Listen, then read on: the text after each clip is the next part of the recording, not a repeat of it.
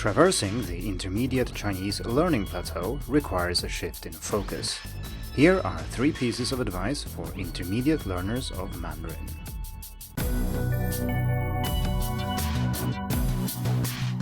Hello and welcome to the Hacking Chinese podcast.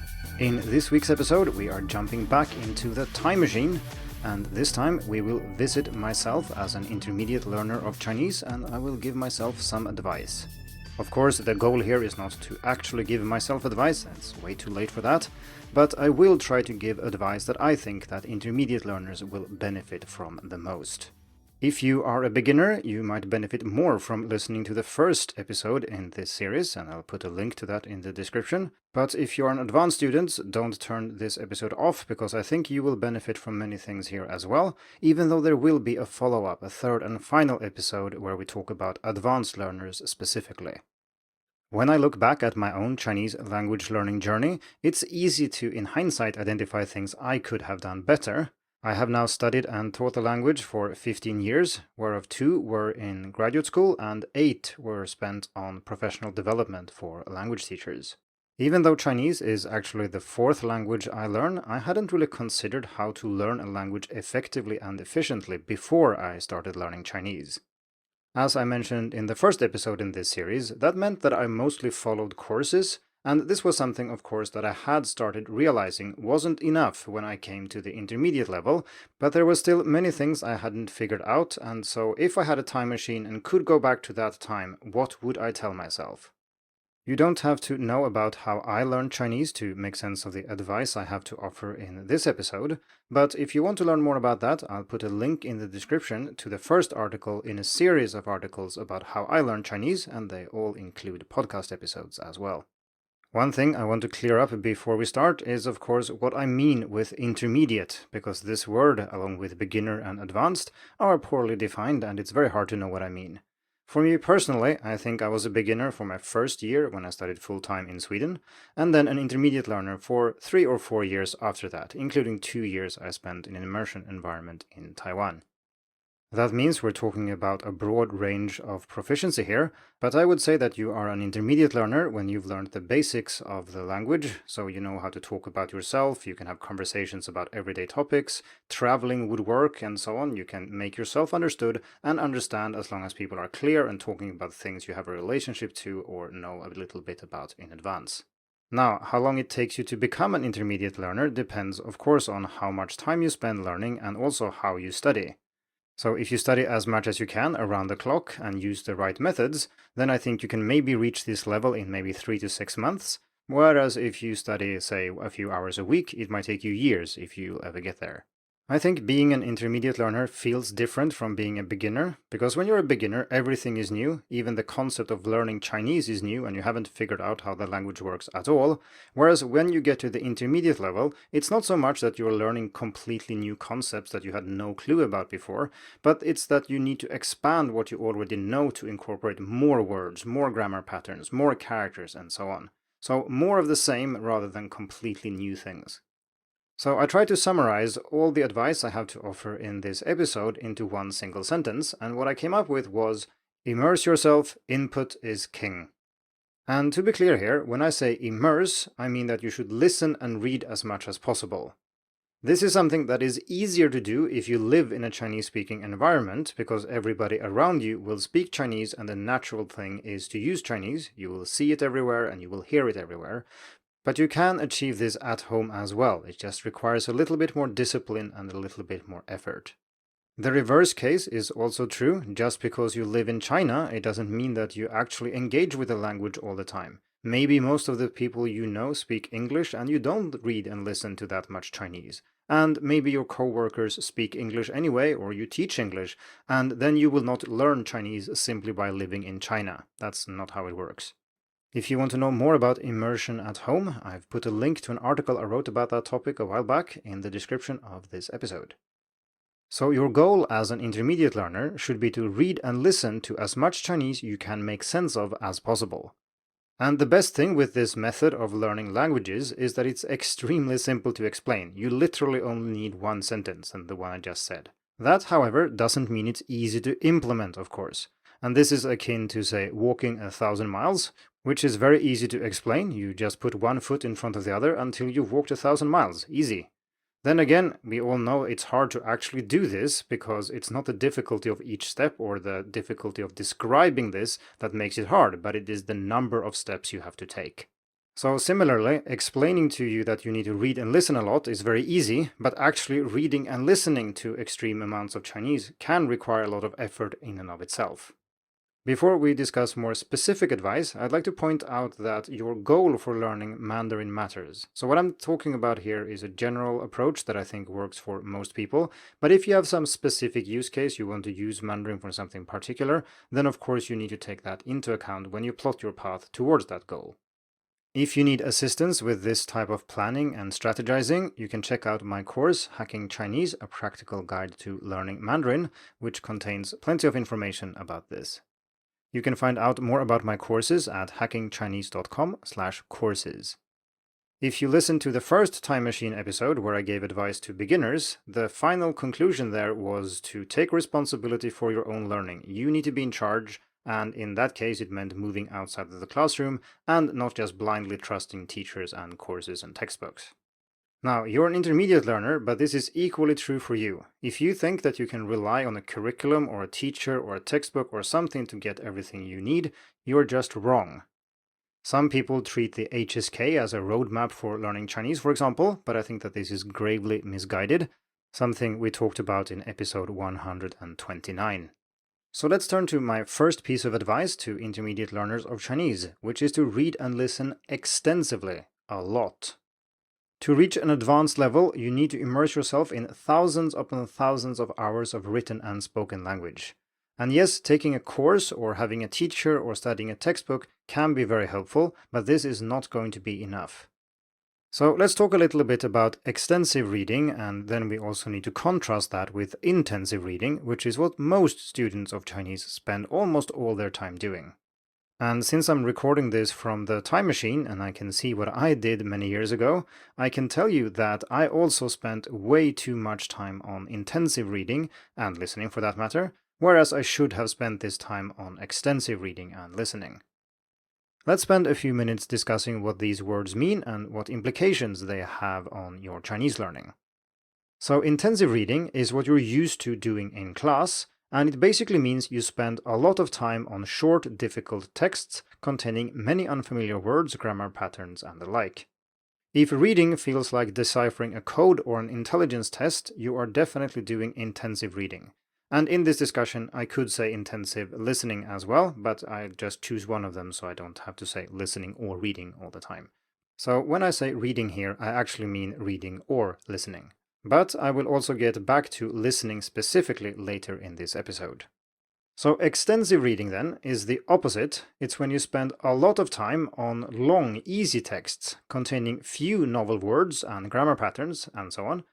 Because the texts are easier, reading can be sustained for much longer and you will cover a lot more content. And we're not just talking a little bit more content, we're talking about maybe 10 times as much content.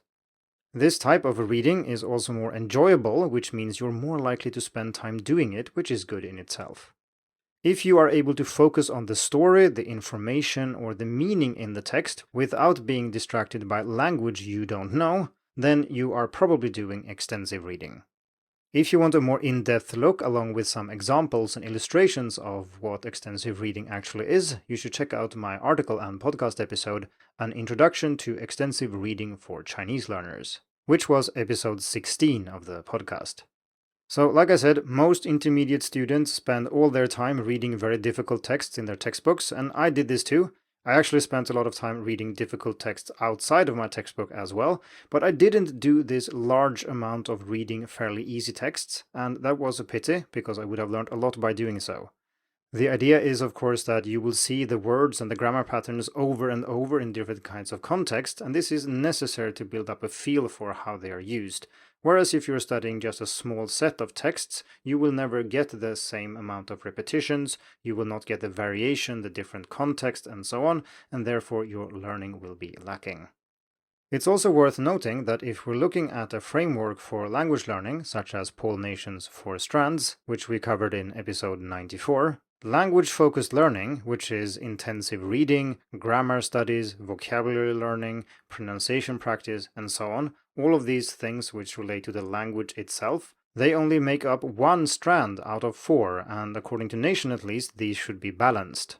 Personally, I think that this language-focused strand should probably be even smaller than that. But if you add up all your vocabulary learning, all your pronunciation practice, all your intensive reading, and so on, does that really equal 1/4 of the total study time for you? My guess is that 99% of students who listen to this will say that it equals much more than 1/4. And some of you might even do almost exclusively this type of practice. If you find yourself in that situation, I strongly recommend you check out episode 94 to see what other things you should be doing. And of course, intensive reading is one of them. To do extensive reading, you need to find reading materials that you can make sense of without having to look stuff up all the time. If you don't know what to read, I strongly suggest you check out the 10 best free Chinese reading resources for beginners, intermediate, and advanced learners, to which I will put a link in the description. Most of what I just said about reading is also true for listening, and extensive listening is something that intermediate students do even less of. Since you have now passed the beginner stage where you have to listen to things that are only tailored to you specifically, where the creator knows exactly what you know, otherwise it becomes too hard, you are now much more free to listen much more, because you have more options. This also means you can integrate Chinese in your life in a different way. You should have podcasts, you should have the audio to graded readers, you should have all other sorts of listening content you can think of available when you cook, when you drive, when you're out jogging, or when you just have a few minutes of downtime.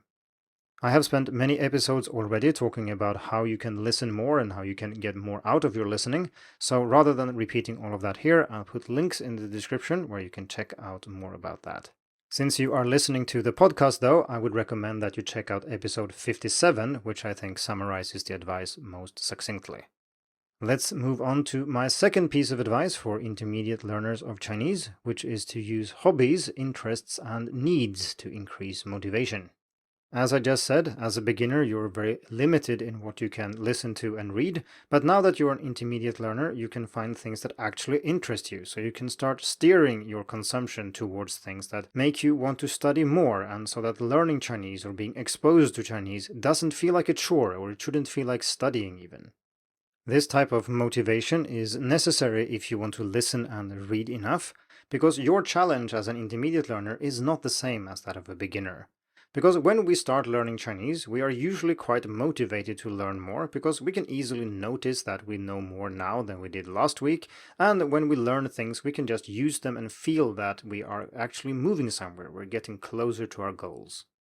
However, the more you know, the less you will notice each new thing that you learn, and this is not very strange. If you have learned only 100 words and you learn another 100 words, using 200 words to communicate in Chinese is so much better than having 100 words. But if you know 2,000 words, learning an extra 100 words makes almost no noticeable difference. It's also the case, of course, that the 100 words you learned from 2000 to 2100 are much less frequently used than the first 100 words you learned. So the difference they make in your ability to be able to communicate in Chinese will be even harder to notice. This state is called the intermediate plateau, and you can think of it as a graph of how much you learn over time. And as a beginner, you can see that everything is going in the right direction, it's pointing upwards. But then as you become an intermediate learner, it feels like you're no longer learning, and that curve is flatlining. This, I think, is mostly a cognitive illusion though, because as we just discussed, the law of diminishing returns means that each new thing you learn will only add so much in comparison to what you already know. You are still learning though, it's just that you are not noticing as much as you used to. But just like you can't see the shadow cast by the sun move much if you're just staring at it, if you come back an hour later, you will see that the shadow has indeed moved. This is what I meant in the introduction of this episode when I said that a shift in focus is necessary. Your main motivation for learning cannot be that feeling of being able to do more this week than you could last week. And you need to focus on something else, and preferably something that makes you listen and read more, which is of course where interests and hobbies and even needs come into play. Here's a practical exercise you can do. Grab a pencil, a sheet of paper, and a timer. Set a timer for 10 minutes or so, and then write down as many things that genuinely interest you, regardless of language, as you can in those 10 minutes. You can also add things you need to do that involve language in some shape or form, or you can do that as a separate exercise. When time is up, you can look at the list and try to go through each of the items that you've written and evaluate how well you think they would work in Chinese or how you can connect them to Chinese in some way. Then create a second list with the most promising areas and start exploring these one by one. When you prioritize which area to explore first, start with those that seem both reasonable from a difficulty perspective and that you genuinely enjoy. Minimize difficulty, maximize enjoyment. Some things will of course be too hard. You are an intermediate learner, not an advanced learner, and so some things will not be open to you yet, so you might want to save these for later. Most interests can work though, it's just that they might not work exactly as you're used to. For example, if you're very interested in music and like to follow what artists are doing and so on, maybe that will be hard in Chinese if you just read pure text written for native speakers about these artists, but maybe you can at least listen to their songs, learn some basic facts about them, and so on. In other words, you're not necessarily practicing your hobby as you would do in your native language, but at least you're doing your best to connect it to Chinese in some way. When you approach a new area of Chinese like this, it will be difficult in the beginning, and it's important to not give up too early. Let's look at another example. So say you're interested in science and technology. It's unrealistic then to think that you can dive directly into the same type of content as you would in your native language, but still you can steer your reading and listening practice towards science and technology, even though that means you will need to spend more time looking for these resources rather than just picking anything at random. Also note that there can be a huge difference between different types of resources and different types of content within a specific area. Maybe one specific resource happens to be very difficult, but if you check 10 of them, you will find one that is significantly easier for you to understand than the others. So don't just give up immediately if the first thing you check out seems to be impossible. Check out a few more before you determine that this is something you should save for later. Another technique you can use to get into a new area like this is narrow reading and narrow listening. The idea here is that you read or listen to several texts about the same topic, not just the same general area, but about exactly the same thing. So if we stay with the interest in music and following what artists are doing, you can pick one event that interests you, maybe a concert, maybe something else that happens, and then look up many different ways that different people are covering the same event. So you read 10 articles about the same concert. And because they are of course talking about the same thing, the first article will be very difficult. It will contain many words you don't know. But when you get to the 10th article, suddenly you will feel that you have a familiarity with this type of vocabulary, because you've read 9 other articles about the same thing already, and they are all slightly different, but not completely different. Let's talk about cooking as a third example. While it might be daunting to watch your first Chinese cooking video, if you watch many different people cook the same dish over and over, you'll understand more of what they're saying, because again, they will vary some things, but some things will also recur over and over. Another way to narrow your listening and reading, and thereby making them easier, is to focus on a single person. This is particularly useful when it comes to listening, because after a while you get used to the way this person speaks, their voice, the way they use tones, the way they use intonation, and so on. If you constantly switch between different people, they will have different accents and manners of speaking and so on, and it adds an unnecessary layer of difficulty to something that is already quite difficult. I brought up Chinese cooking here because I once had a student who was extremely into this and liked both watching videos about it and to cook with Chinese friends. And while I don't know the details exactly of how she studied, she spent an awful lot of time doing these things, and after having done this for a year, and she studied in the same program as many of the other students that I teach, I can say she reached a higher level than any other student so far. Naturally, this is unrelated to cooking as such. You could have used any interest, but just the fact that you have something you really want to learn and you're willing to invest a lot of time and effort into doing this in Chinese means a lot. Hobbies are powerful. Use them. Your first attempt will not be a walk in the park, but it will be rewarding if you stick with it. Let's move on to intermediate Chinese advice number 3. Spend less time on handwriting. As you may recall from what I just said about Paul Nation's 4 strands, language-focused learning should make up roughly 1/4 of your study time.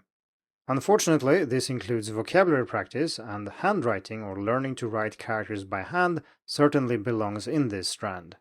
The role of handwriting in Chinese language education is much too complex to cover in this episode, so I'll link to further discussions about this in the description of this episode. To put it briefly though, I think students benefit from spending some time with handwriting early on, along with acquiring a basic understanding of how the writing system works. The problem is if you insist on learning to write by hand everything you know how to read or type, you will spend most of your time with handwriting, and that is not good. It's not that it's bad because handwriting is bad, but it's bad because you're missing out on so many other things you should really focus on instead. In theory, it sounds okay when you say you want a balanced proficiency and that you should be able to write by hand what you can type and so on, and in most other languages this would not be controversial. If you can type something, you can probably write it by hand, and if you're not used to it, maybe your hand will grow a little bit stiff, but you can still do it. But this is not true in Chinese. As anyone who has ever tried will have realized, it's much easier to just learn to type or read something than it is to write it by hand in Chinese. Because of course, writing by hand requires a lot of explicit knowledge about the strokes and about the components and their positions and so on, whereas if you're reading, you just need to be able to distinguish characters from another, and also you're doing that in context. So what I'm saying here is that it sounds nice and balanced to say that you should be able to write what you can type, but the practical outcome of this is that you will spend several times more time on the handwriting bit than all the other bits. Don't get me wrong here, I'm not saying that you should ditch handwriting altogether, I'm just saying that this shouldn't be allowed to take up a majority of your time. When I was an intermediate learner, I spent an awful lot of time learning characters, and this was partly because it was a requirement in some of the courses I took, which I will get back to in a minute. This situation, where you spend almost all your time writing characters, is actually very common, and it happens all the time, especially when the curriculum requires you to be able to write by hand. If you're learning on your own, you should of course do what feels best for you and what is aligned with your goals for learning, and if that doesn't involve a lot of handwriting, you should probably cut down on it. Then for the rest of you, and also for myself when I was an intermediate learner, there are curricula to take into account, and teachers demand that you have to be able to write by hand and so on. And it could be that you don't have much choice here. Maybe you do need to spend 2/3 of your study time writing characters if you want to pass the course. However, I have also found that there is some wiggle room here sometimes. Maybe you can ask your teacher if it's okay that you type instead, or that you write some characters by hand, or that you compensate by doing something else. So showing that you're interested in learning, but that being tested on handwriting all the time maybe isn't the best thing for you. And if this is a very strict university course, this will not work, but if you're studying in a language school, for example, it probably will. The interesting thing here is, of course, that learning Chinese for your own good and learning Chinese in a course automatically introduces a certain amount of friction and conflict between your goals for learning Chinese and that of the curriculum, and this is something I discussed in an article called How to Get Good Grades When Studying Chinese, and I'll put a link in the show notes as usual. So I can see that the time machine is running out of juice and we need to power it down. So let's conclude this episode by saying that input is king, so immerse yourself. This is true regardless of where you live, even though it might require more effort if you are still in your home country rather than in China. Explore and experiment with different ways of increasing the amount of Chinese you read and listen to. For example, you can head over to challenges.hackingchinese.com, where I run monthly challenges, and half of those are about reading and listening, and you can join for free and challenge yourself and others to read and listen more. As I said earlier, read and listen more is very simple advice, it's easy to understand, but it's not so easy to implement. I hope this episode has given you some information and inspiration on how to succeed with that. And if you have some extra advice you would like others to hear about, please head over to the article on Hacking Chinese and leave a comment. Next time I power up the time machine, it's time to talk about advanced learning, so stay tuned for that. Thank you for tuning in to the Hacking Chinese podcast. If you like this episode, please share it. More information and inspiration about learning and teaching Chinese can be found at hackingchinese.com. See you in the next episode, and until then, good luck with your studies.